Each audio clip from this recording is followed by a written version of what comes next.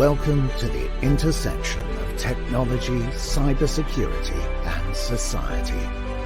Welcome to ITSP Magazine. Join us on our journey into the past, the present, and the future as we explore the relationship between technology and humanity. Together, we're going to find out what it means to live in a society where everything is connected and the only constant is change. Knowledge is power, now more than ever. Black Cloak provides concierge cybersecurity protection to corporate executives and high net worth individuals to protect against hacking, reputational loss, financial loss, and the impact of a corporate data breach. Learn more at blackcloak.io.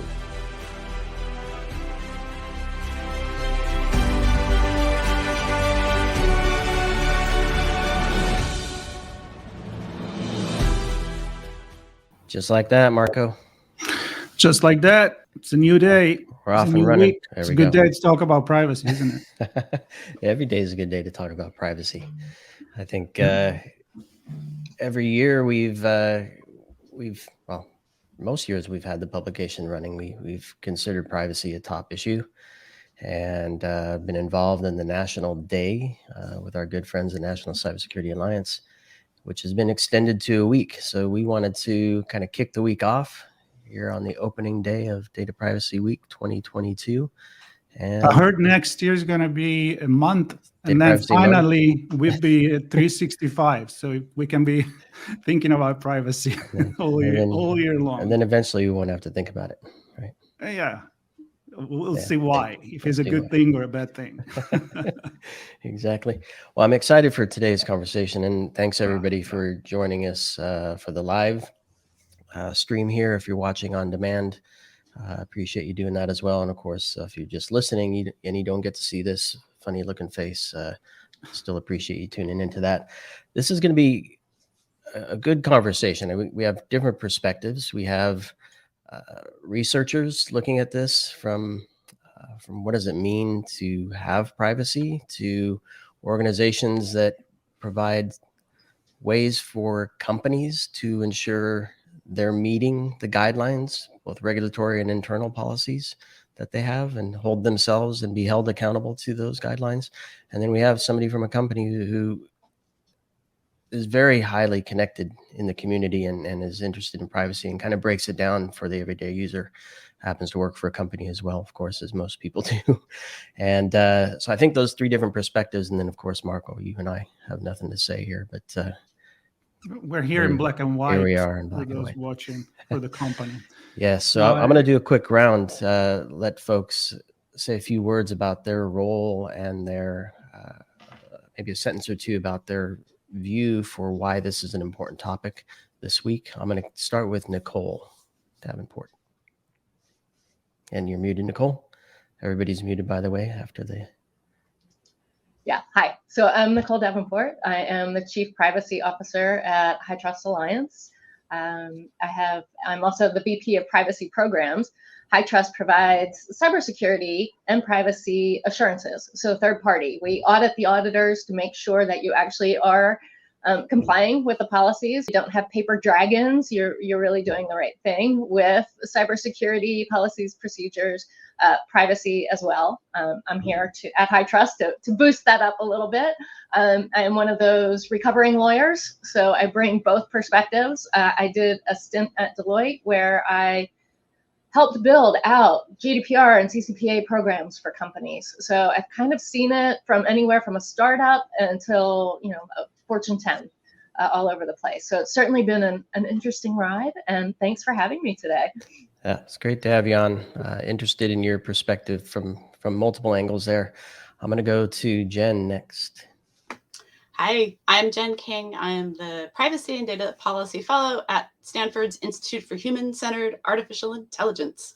And I have been researching privacy for about 15 years. My background is information science, human-computer interaction, but I also dabble in the law and policy side as well. But I'm not a lawyer, so do not take anything I say as legal advice. That's right. No legal advice here. Certainly not for me. You don't want it from me. Certainly, last but not least, Mark. Thanks. My name is Mark Nunnikhoven. I'm a cloud strategist with a security company called Lacework. I have a strong background in security, forensic investigations. I help companies enforce the security controls and build the security controls that help enable privacy. I am also a technology columnist for CBC Radio here in Canada, where I'm often explaining privacy situations to the broad general audience. Yep, and it's the situations, right, that I think that's where we really need to meet. It's easy for tech people to talk tech, and it's easy for consumers to click that I accept button, right, and just kind of move on and use the app and the service as they want to. It's that middle ground where consumers don't understand what they're sharing, who they're sharing it with, why they're sharing it, what can happen with that. And on the other side of that coin, the organizations have responsibility to manage that data in a safe way, but then also use it ethically. So I guess, Marco, I don't know if you want to kick it off, but I do have a question. Which you go for it. I like to start with this most of the time, even in the most recent privacy conversation we had on ITSPmagazine. It's about the definition of privacy. On one side you hear, well, privacy has changed, it's not what it used to be, like nostalgia, I guess.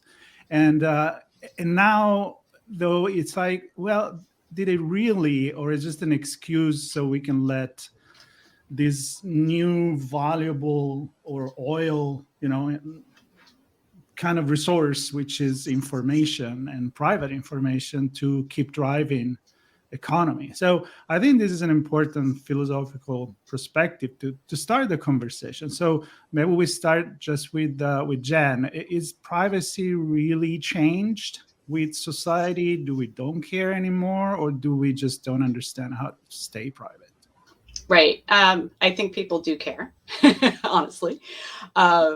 I think that it's become incredibly complex because the definition that we started with, at least with the kind of online space back in the, I would say, early 2000s, was this idea of control over your personal information. And that fundamentally is how we've thought about privacy. It's how we've thought about it from a legal perspective. It's how we built tools to protect privacy, where the burden is really on you as the individual to kind of manage your own privacy. But in 2022, I think what most of us realize is that we're finally at a space where it's just not possible. I mean, even if you're vigilant, your capacity to manage all the different relationships with all the different companies that are collecting your information is just, you can't do it. Unless you're someone who has very few of those. But most of us, like if I look in my password manager, I probably have at least, 300-400 entries for places where I've created a password. And that's kind of how I track that metric.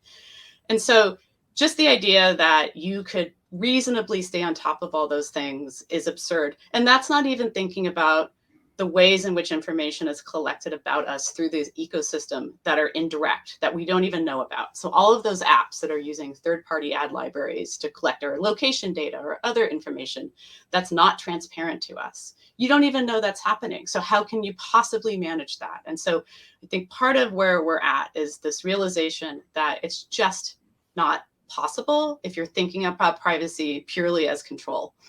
That, or we have to build far better tools to allow people to actually exercise that control. And I do think that's part of the solution, because I think that we're going to keep having these multiple relationships with different companies, different apps, whatever it might be. Like, I don't see that going away, but there has to be easier ways to control this. But also, I think a lot of us would also suggest at this point that we are at the point in kind of the evolution of online services where we should be drawing boundaries and we should have regulations in place. And obviously we've seen how that's unfolded in Europe with the GDPR. That's certainly one model we could follow. But, the idea that we just have this, constant collection of information, we don't really have control over it, we don't know who's doing it, that whole situation is just untenable, I think, going forward. So that to me is like the core of the issue. And we'll start there. And it's also what can you get when you give away your information versus what you cannot get when you don't, which is many times that dark pattern, which maybe we'll talk about later. So, Nikole, how about this perspective from the company side? How you can regulate this if it's not an ethical decision in the company itself? Okay, is it an ethical decision? I mean, I hope so. I hope that it is. I would wish so. Yeah, I mean, I think that being a good data steward is something that all companies should be going to. Of course, it's not necessarily the easiest way to monetize the data. I think, as you mentioned, data being the new gold. And, Jen said, people are interested in privacy. I just saw an article this morning.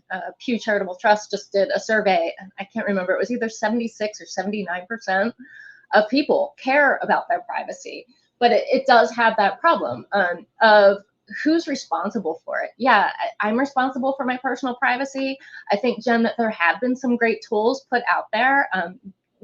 Google, I think, did a really good job if you actually bother to go through and do their testing as a consumer. Because I saw an article like, don't do this with Google this weekend. And I looked, I was like, I'd already protected myself from that one. So there are tools out there that if you want to do it, but I think there's got to be just a seed change. New York proposed a law last year where it was making data stewards fiduciaries to the data that they're collecting. And realistically, in this, with the proliferation of all of the data and the fact that we do have 300 and 400 passwords and we've given away so much, it's hard for us to pull that back. It's going to have, the onus has got to be put on business to be responsible with the data and to follow the information that they're putting out there. I think Sean or Mark, I'm not sure which of you guys said, well, people don't really know what they're doing with their data. Well, if people like me as chief privacy officers are doing a good job, our privacy notice says what we're doing with your data.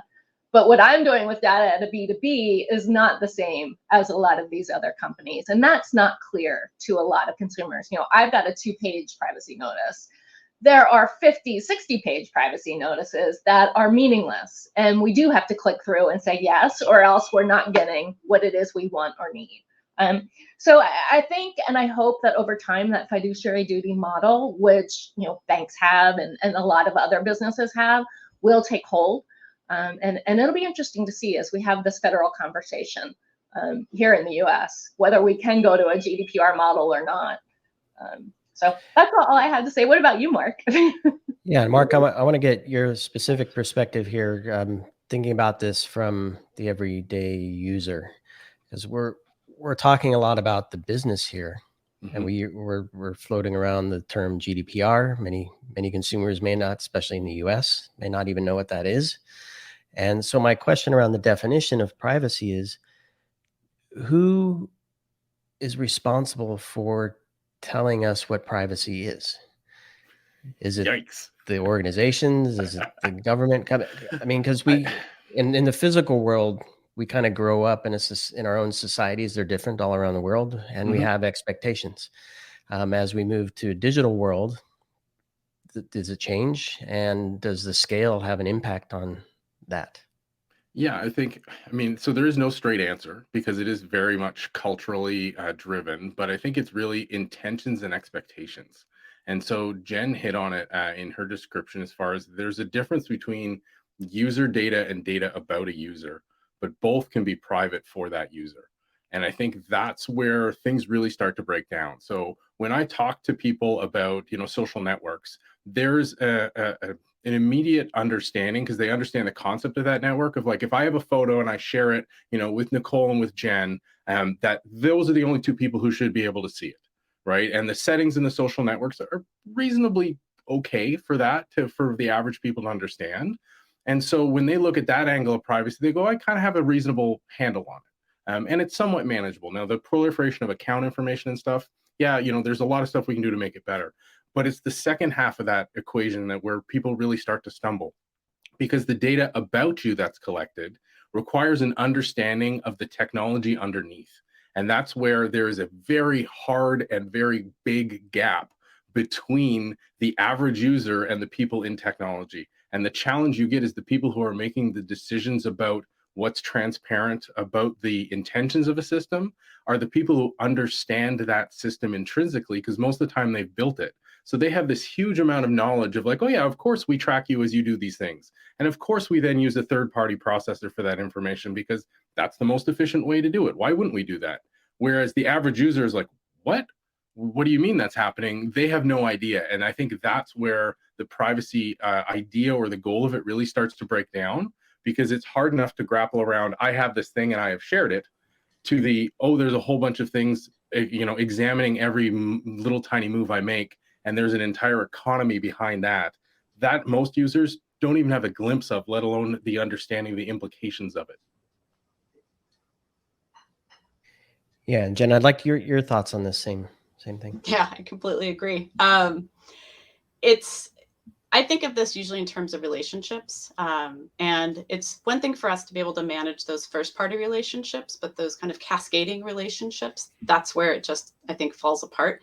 And that's where I have to wonder how well the fiduciary duty proposals may work, because I think they make sense from the first-party idea, you and the business that you're directly giving information to, but those kind of cascading relationships that are between the business and another business that kind of encapsulate your data, that's where I think the fiduciary model starts to probably hit some walls, although I'd love to hear what everybody else has to say about it.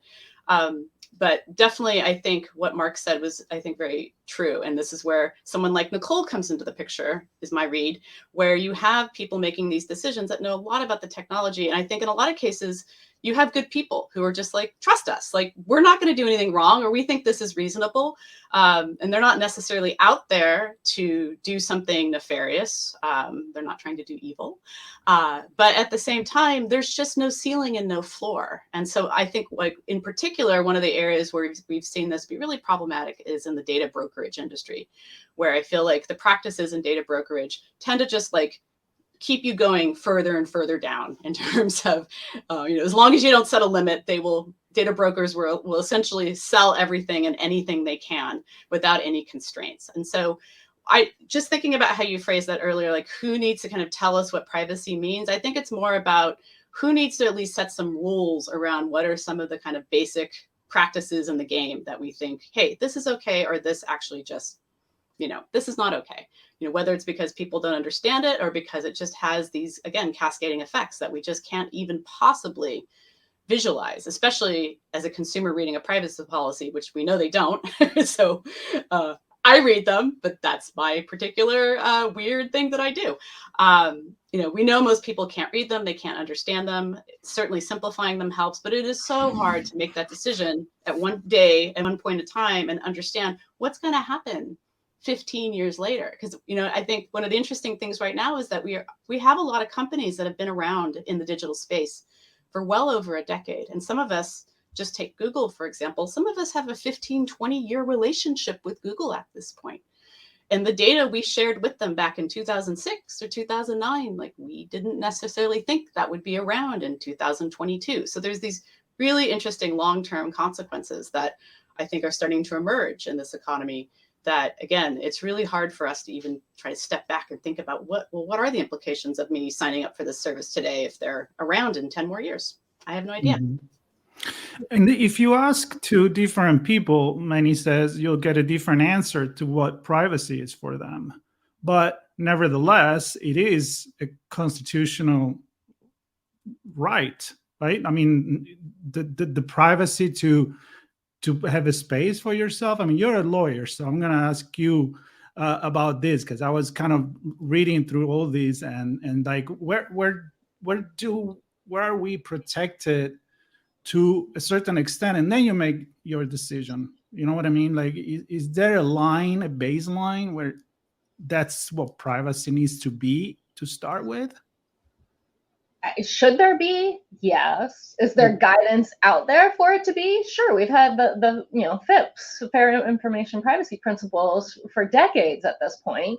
And all of the legislation that we've seen since then really does go back to those very core principles. When you say we've got privacy as a right, it's a fundamental human right in the EU. In the US, it's not. You have a right to privacy from the government. That's it. That's our 1974 law. We've got the sectoral model here so that you don't you're not able to, have a global amount of privacy. We've got HIPAA, so your healthcare theoretically is protected if someone's following HIPAA, and we've got GLBA for financing. It's very specific on the type of data that you provide. I don't think that's sustainable long term. We've seen with the GDPR, what is it? Gosh, we're 4 years in come this May. Last year, they finally started implementing fines. What was it? $1.9 billion, something ridiculous in fines last year. They finally got their act together. I think to get a baseline privacy in the US, we're going to have to get there. But we're not there right now. There are a lot of ideas about a federal privacy law, which does make it will make it better. I read way too much about this. They say it will be $10 trillion over 10 years for businesses to comply with the patchwork framework that we have right now in the US. It's just untenable. You can't. And, I'm at a company that does frameworks. I think frameworks are more essential than ever because you're not going to be able to comply with all of these regs across the world. You really need to go back to those FIPS. You need to go back to the core principles as a business to apply to them. And if you apply them, I think as a consumer, you really like it. I mean, it is data transparency. It is what you're doing with the data. And those data brokers are evil as far as I'm concerned. I mean, I understand they've got a business purposes and that's great, but that transparency is very hard to get when you get to that level. And I think from a regulatory perspective, the regulators are seeing that. I know here in the US, Washington State's been trying to go through with a privacy law for the past, this is the 4th year. The main sponsor did a complete fallback this year. The proposal is data brokers and kids. And maybe that's the way we get there. We start thinking and breaking it down. The FTC is going after kids in AI this year. So if we maybe go on that more focused area of who we can get to, maybe we can get back to those bigger principles for everybody. Yeah, and Mark, the technology, I want to get into this a little bit. The technology makes data collection, even creation, if we think about mobile devices and IoT devices, smart homes, right? I don't think a lot of consumers recognize that they're just creating a ton of information about themselves in their home, listening devices and thermostats. And they might think, who cares if somebody knows that I like my temperature set at 74 at night and 84 during the day, whatever it is.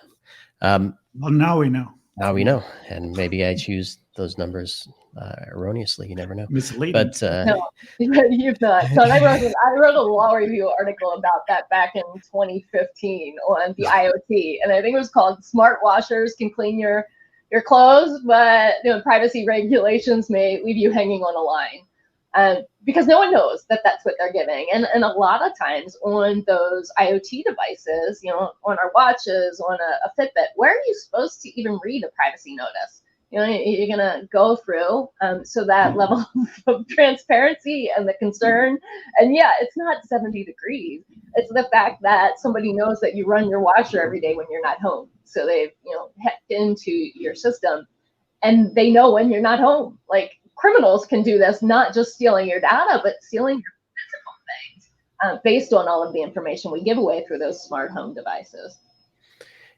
Yeah. So how do we get control as consumers over that? I don't know if there's any way.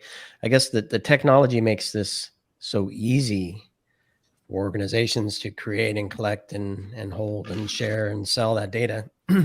How do we as consumers leverage technology to kind of counter some of that if we want to? I'm pretty sure the GPS on your horse is going to say it's already left the barn. And you're not going to get that back. Because yeah, I read that paper actually this morning, Nikole, and I thought it was great. And it is that challenge where it comes back to intention, right? Like I buy a smart thermostat because I want to save on my energy bill. Right. But a lot of utility companies had that as the marketing campaign. But what a lot of consumers didn't realize was that also gave the utility company access to that account that ran that smart thermostat and the ability to control it themselves in order to maintain their utility service delivery, which if you go into explicitly may not be a problem. But the problem is very few people actually understood that was an explicit choice that you were signing on for. And whether you read the privacy policy or not, you still need to be able to interpret it. As I think all of us here are used to reading them. And so you start to see the key phrases, but most people don't. And, with the as far as Nicole's question about like the smartwatches and stuff, the standard pattern, and this ties to Jen's work around dark patterns. The standard pattern for that now is, we'll email it to you, but click here to agree already. And so you've agreed to something you haven't read and have told them you haven't read because they haven't even sent it to you yet. And so this challenge, again, comes back to expectations and an understanding of what the system needs to work and what it doesn't. And I think the where we're going to see improvement, kind of tying back to what Nikole was talking about, is as people who build these systems make better choices and build privacy in by design, we'll get better outcomes for the consumers. The problem is we're very much in a chicken and egg situation because the counter argument is our customers aren't asking for it. So why are we going to spend time building this into our systems? Of course, the chicken part of that or the egg part of that, however you want to look at it, is, well, they have no idea it's going on. So they have no way of saying, I don't want that. So I want something different and I'm going to vote with my dollars. So they don't know they're voting. So I think the only way out of this to start, honestly, is strong regulation with massive, massive stick attached to it in order to force this change forward. Because anytime I have a conversation with general audience and explain something like an IoT workflow or what you're actually doing, what data collection is actually happening on a social network, people go from varied of being like, cynical to absolutely appalled, because they've entered into these agreements completely unaware of what they've agreed to and the scale and the scope of it. So I wish there was an easy answer, but it's going to be a lot of... You touched on two things, Mark. One is the monetary part of this, right? It's easy for people to feel the pain when it hits their checkbook or their bank account, whatever. And the other is a visual, right? You described painting a picture there. And the reason I went to the tech thing, I've seen ads for an app that says, I'm going to present to you all of your subscriptions to all of these streaming services and whatever it is you're using. And I'm going to help you save money. So I'm going to present to you all of the services, show you how much you're spending, give you an option to opt out. And Marco, I don't know if there's a way to opt out or not, but I mean, it's that visual, right? Painting a picture. Yeah, actually, I'm going to take what you said and bring it to the answer that many people give, which is more technology. Like, in a way, you have technology is given this power, is also given a lot of good things. Let's not just be negative about all of this, but privacy obviously is that bad side of things. But so it's new technology. Now the company moving to privacy has value now. Either they really believe it or not, it is definitely something that there is value in it. And there is many examples. Many companies create their mission statement, vision based on privacy. So, Jen, I'm thinking artificial intelligence. I know you're a lot into advanced technology. Can really technology be the answer to too much technology? Kind of. So this is something I've been looking at over the past couple of years, kind of what I would call just generally the role of intermediaries. And so, we talked about earlier fiduciary duties. Like, could we now kind of backbolt fiduciary duties on these big platforms, for example? I think another way forward, but I do think it has to be regulated to be really effective, is, what type of intermediaries can we create that basically kind of act on our behalf between these different data collectors and us individually. And I think there's a whole kind of slew of ideas in this space, and this is work I did with the World Economic Forum here in San Francisco, is just like focusing on the role of kind of software intermediaries in the sense of like personal agents that try to, much like the password protection space today, where you download an app that helps you manage your passwords. You can imagine having kind of a digital intermediary that helps kind of negotiate your privacy settings or kind of what your data you're willing to share with the different companies in this space. But again, I think that without some level of assurance, some level of regulation that those intermediaries are actually going to work on your behalf, then you end up with potential actors in this space that are just as bad as the companies, the main companies that you might be dealing with, because they'll just sell your data as well. And that's why I think it needs to be a regulated space. So agents are on one level. I think another way into this problem too is to just think about what types of new kind of data governance structures we could come up with. The smart city idea, I think, is one that, and Mark may actually know something about this, because this was tied to Sidewalk Labs in Canada, which was ultimately abandoned, but they did explore this idea of creating a data trust. And I don't know all the reasons why it was kind of declared dead on arrival in the Sidewalk Labs instance, but you can imagine that if you are a city and you want to install smart stoplights, signal traffic, whatever infrastructure that you want to use, instead of that data being owned by the city, owned, and I'm saying owned liberally, I don't mean actually owned, or controlled by, the individuals, or by, in my case, Pacific Gas and Electric, wanting to run my smart meter. Instead, you create things like data trusts, where the data is basically held in collective, and there is someone in charge of that data who stewards it, and basically it says, hey, okay, PG&E, you want to use the metering data for understanding customers' needs? Okay, you can do that within this context. You can license that data from us, but you don't get to take it. You don't get to own it. Or what have you, or customers, you can decide to, if you want PG&E to access that data. So, I think some of those different scenarios in these spaces have a lot of promise. The problem, I think, is that while some of them may be really useful on these kind of institutional or B2B contexts, the consumer context, I think, will be one of the hardest ones, because none of us want to manage our data. We just don't. I don't want to do it. And I do this stuff for a living. I think about privacy 365 days a year, as you were saying in the opening. We have to think about ways at least in the consumer side, that we get to something that doesn't end up becoming a burden. We don't all want to sit there. This is where we saw some of the ideas in the early 2000s. Oh, companies will bid for basically ads for your eyeballs, and you can decide how much you want to pay. It's like, well, who wants to sit around and figure out like, oh, I'm going to pay 5 cents? Nobody wants to sit down and figure out those details. Like, they want it to happen on their behalf. And that is maybe a potential space where specifically AI comes into the picture. Whether it's that you build intelligent systems that are driven by AI, doesn't necessarily have to be AI. But those are some of the spaces where I see these, things starting to come together. But I also don't see them coming together without, again, some basic ground rules to make sure that intermediaries don't end up being just as rapacious as the platforms are. Mark, I want to hear about your thoughts on this in context of smart cities, whether that project or otherwise. Yeah, and that project was really fascinating. It was down in Toronto. Sidewalk Labs was a collaboration with some private partnerships, and they were essentially going to redevelop and reinvigorate a chunk of downtown land. And of course, it was going to be smart everything.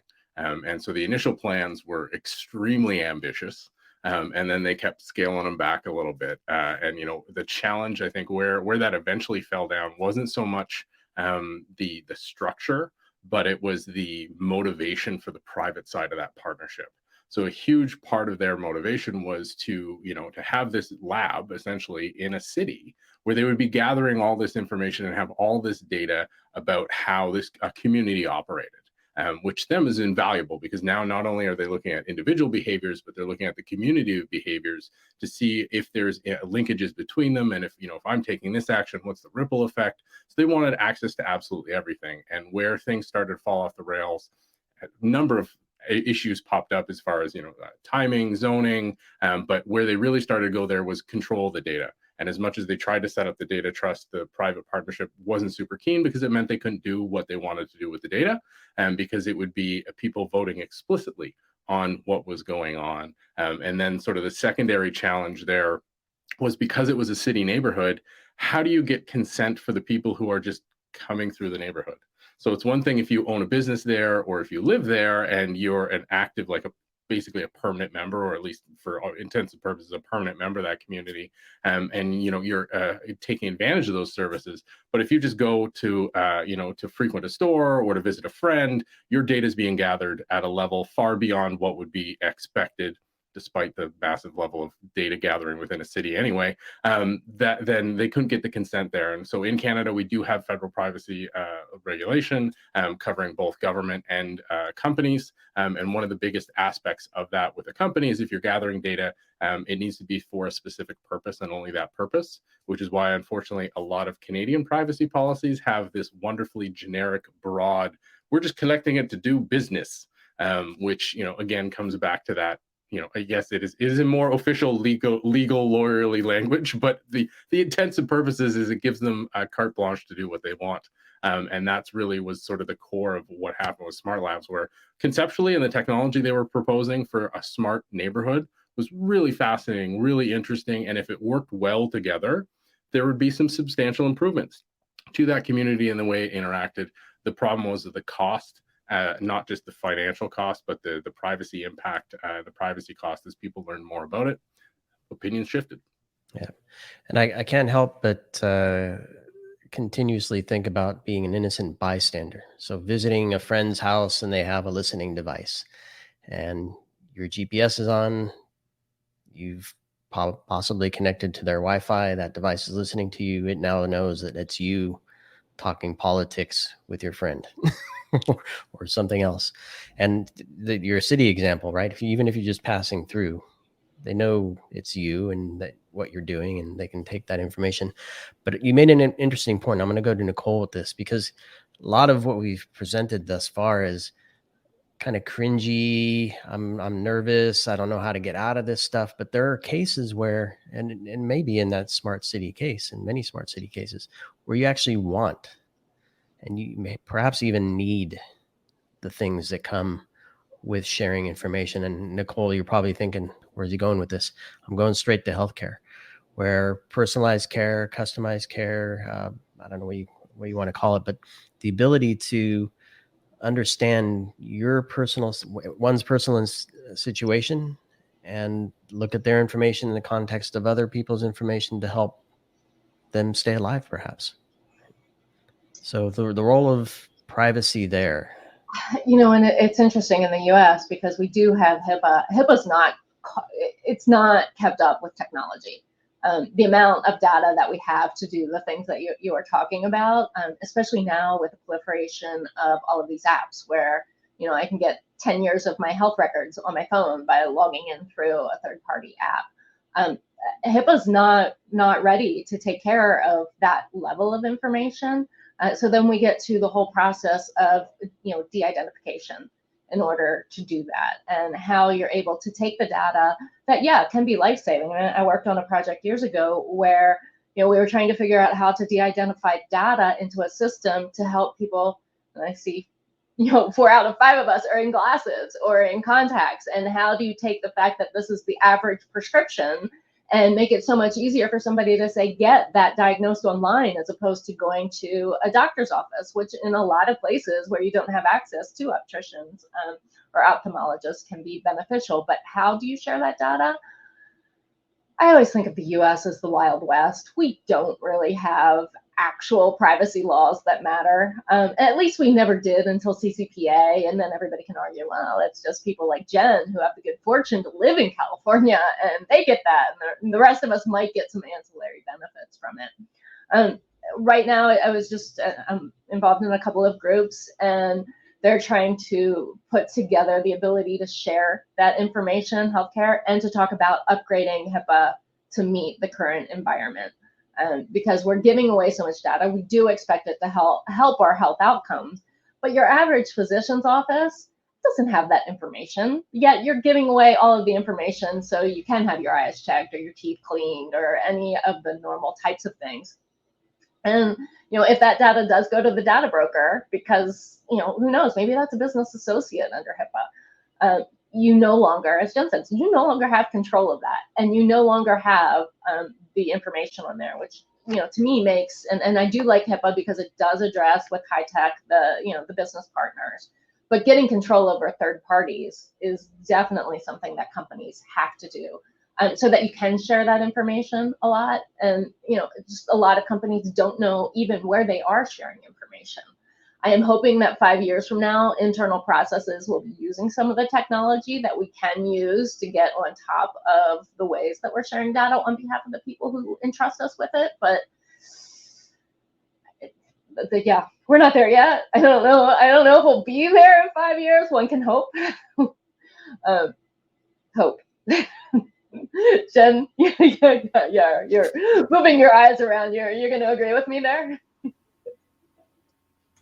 Yeah, it's, it's just always so frustrating, the kind of lack of action we have here in Congress. And allow me to just get one little jab in there while we're talking about that, because, we've gone through this so many times. We've had many bills proposed. It's been on kind of the congressional agenda at least since 2012, if not earlier. One of my biggest fears right now with kind of privacy legislation is in part just the inaction by Congress. But also, I think one of the things we really need to discuss, which Congress probably is not excited to discuss, is just how much the campaign apparatus now depends on the same type of targeted advertising and data gathering that businesses do. And so, we often look at this space and just automatically exclude nonprofits and campaigns. And I think we're finally at the point where we need to be very upfront with just how much campaigns are dependent on the same infrastructure.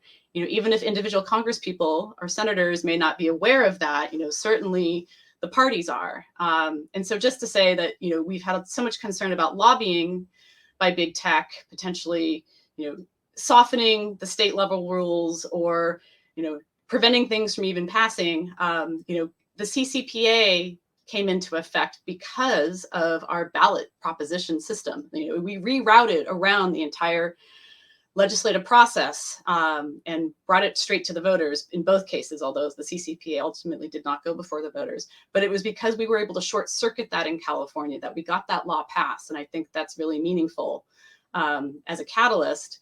But just to say, we need to really understand how much it's not just about business anymore. It's about nonprofits as well. And so we really need to think more broadly on that topic.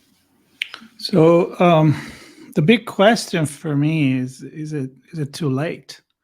Meaning, you're giving away the data and can you take it back? The right to be forgotten. Can you really be forgotten? I mean, a lot of people may think like, well, they already know things about me, but it's not too late. There you go. So, I'm going to just jump in really quick and say, I don't think it's too late. Go for it. Because I would like to start wrapping this conversation with some positive things. So yeah, let's see your thought on that. Yeah, just to say, I don't think it's too late because at the end of the day, I think of this from a couple perspectives. One is that you can delete data. You can get rid of it. There's nothing permanent about data at the end of the day. Whether it's you elect to delete it, your servers, fry, like whatever. I will say this, especially as living in California, where in the last couple of years, we've had power outages, we have wildfires. You're just really aware of how kind of tenuous things are. And so we take for granted this infrastructure and assume that it's permanent and that it's unchangeable. It's not. We can get rid of it. We really can't. That maybe sounds naive, but at the end of the day, I would argue we're seeing that as a remedy. We saw the FTC here in the US do that this last year. I can't remember the name of the case, but it was an AI case. Ever Album, I think, is now coming to me, where they basically said, delete the models, delete the data. You can't use it. Okay. So like regulators are realizing like this is a tool in the toolbox that you can force companies to do. Just to say, I don't think it's permanent. Also data ages, even though I'm concerned about how much data Google might have about me since whenever I started using Google, 2002, 2001, ages ago. It's old. I change, they change, so it's not as if the system is like the story is written, the script is there, and there's no way out of it. I just don't believe that. And I guess that's part of either my naivete or my optimism that keeps me in this space, because at the end of the day, I don't think it's too late. Good. Mark, what's your take on that? Yeah, I think, I agree with Jen, and I agree with pretty much everything we've talked about here, but I think it's also important that, it's not always all bad either at scale, like data gathering at scale. So I'll give you a really quick Canadian healthcare example, actually. We had our public health agency. So remembering everything is very different up here in Canada compared to the States. And in response to the pandemic situation, our public health agency, so our federal public health agency, actually got a bunch of cell phone tracking data from the cell phone providers across the country to analyze community spread. And the initial, because our testing apparatus had been overwhelmed, and so they were looking for other indicators to say, like, hey, where is this going to get bad? Now, the initial reaction was there was a lot of outrage because no one knew that data was being collected. But once they realized what it was being used for, everyone said, well, wait a minute, this is actually a net positive for our community because the health agency was able to direct the vaccination supply to the right place. They reinforced the healthcare system where they knew they were about to get hit based on how people were moving around.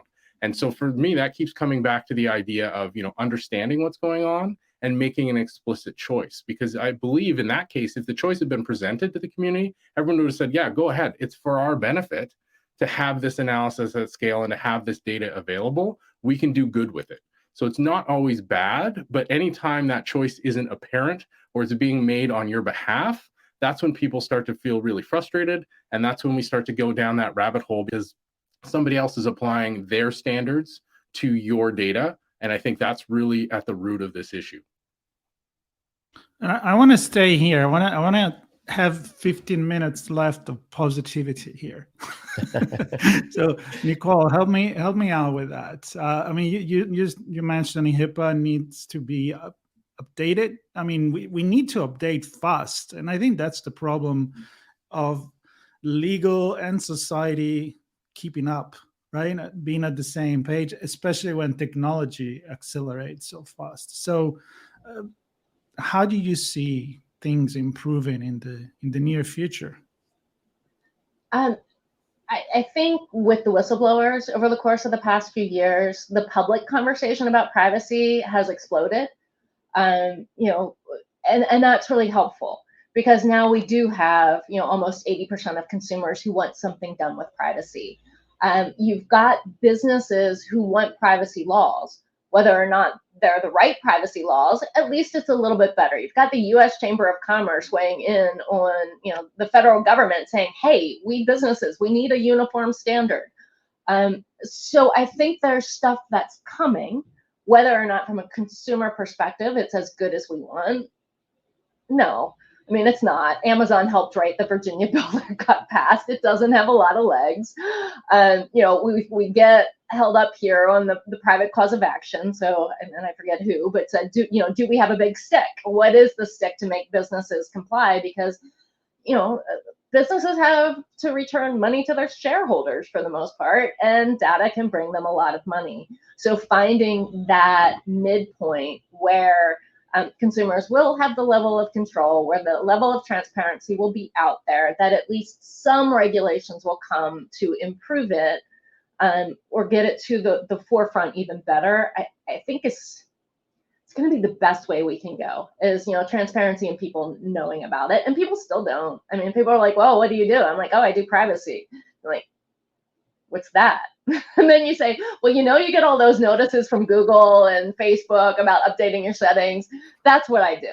And they know that. So there's something tangible in it that people can understand. And if we take that and we build on it and we keep it going, then I think we'll have businesses lobbying to get at least a rule out there that does incorporate those FIPS. It goes back to it. It really does talk about deletion, destruction, transparency, consent, all of those things that we as consumers want.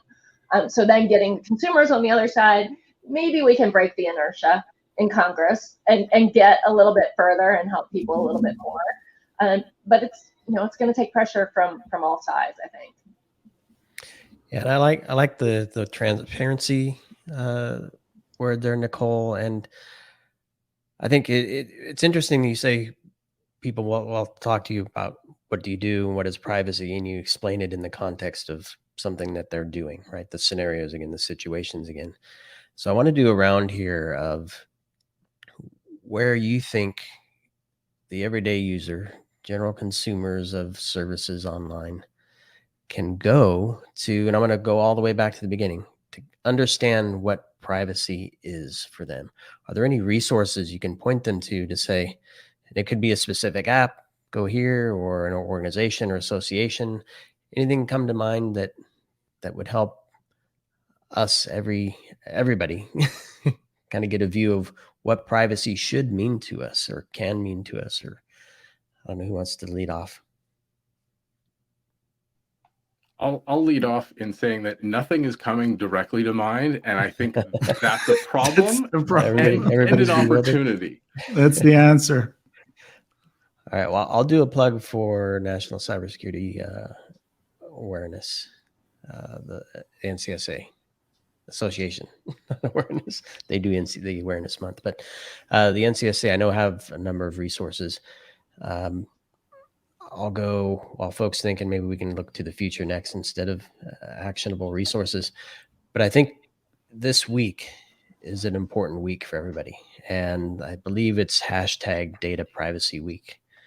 We'll find things from all kinds of organizations, publications, nonprofits, companies are participating in this.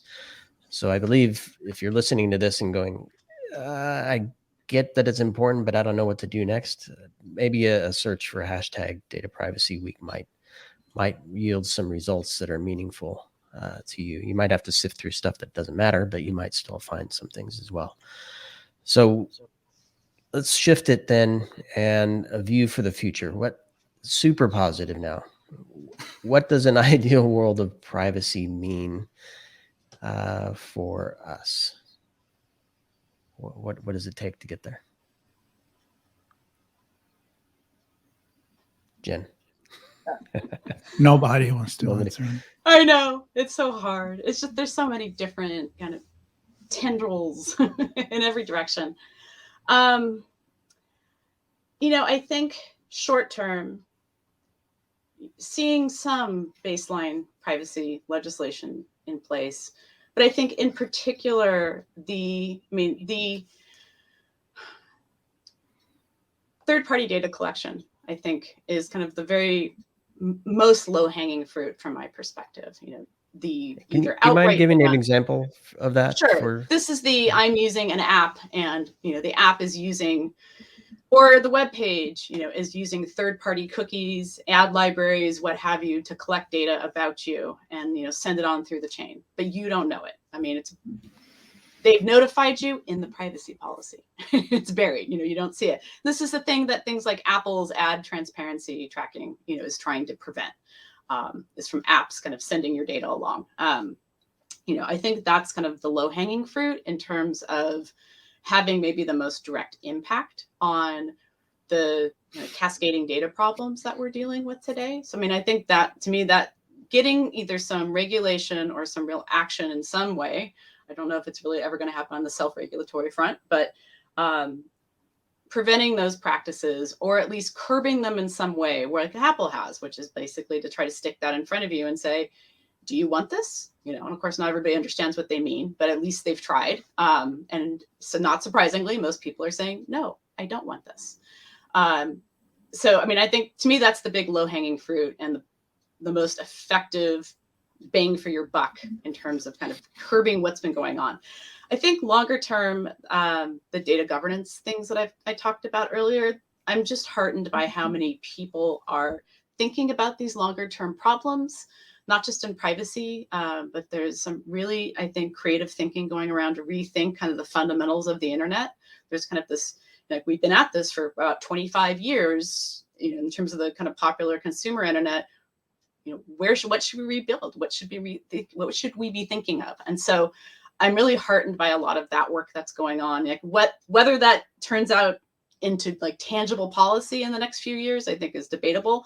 But I think it still kind of speaks to that open spirit of the web, to the extent that we still have that level of openness, and people being able to contribute and rebuild the infrastructure.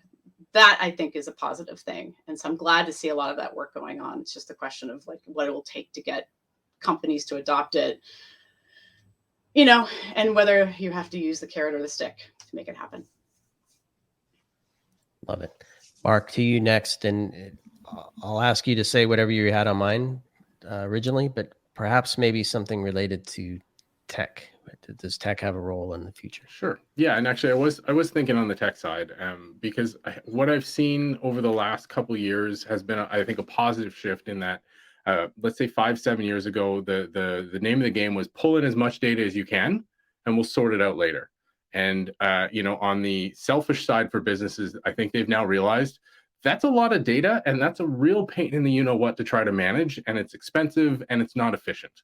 And so what I'm seeing now with the companies I work with day to day is they're now being far more selective about the data they're actually collecting, because they realize it costs money to process. It's a liability when it comes to security, because you've got to maintain a good set of security controls around that data. And if, even with the malicious side of it, or not the malicious, but sort of the resale and, negative side of it, they're realizing they actually have a better quality product to sell because they're getting rid of the noise. Where that benefits the consumer is that they're collecting less, right? So we don't need things like, I'm always amazed at how many apps on your desktop are connecting to things like Google Analytics. Like your desktop app, you shouldn't be collecting Google Analytics, right? That's just extra data you're collecting, extra liability, extra challenge. And we're seeing that reduce finally. And I think that's really a positive side on the back end of technology builders realizing, even if they're not explicitly doing it for privacy, it's having an impact in that they're gathering less. And that should make it easier to inform the people they're gathering the data about what they're gathering, as opposed to we're gathering this monster list of stuff. We're looking at, A, B, and C, and that's what we're doing. And here's what we do with it. Here's why we gather it. I'm seeing that trend start to gather steam. And I think that's going to be a real positive for everybody overall.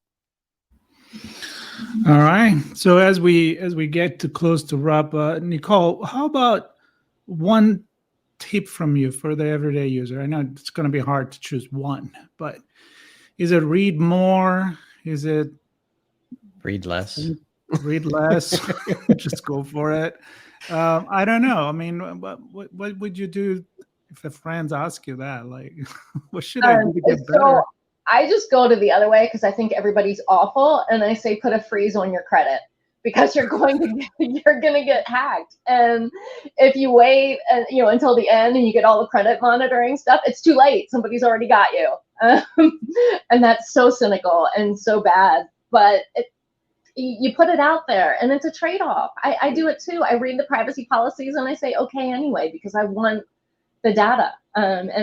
And I'm more sophisticated than other people.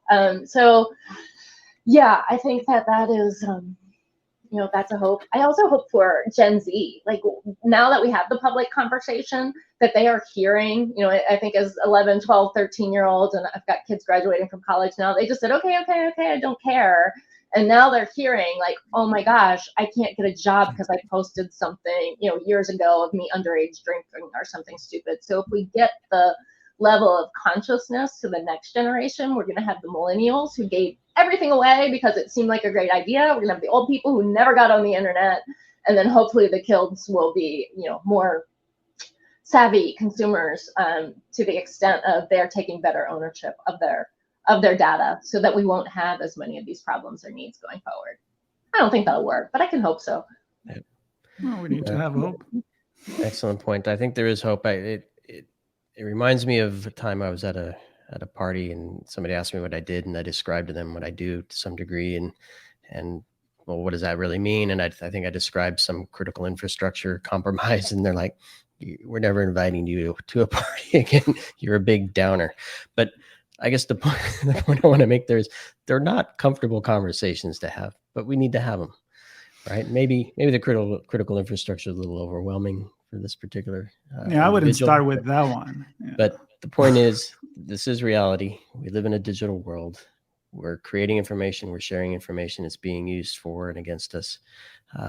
It's time to take a moment and recognize that. And hopefully we got people to do that today as part of our Data Privacy Week engagement. And Nikole, Jen, and Mark, it's a pleasure to have this conversation with you. Really appreciate your time and bringing your expertise and insight to this conversation.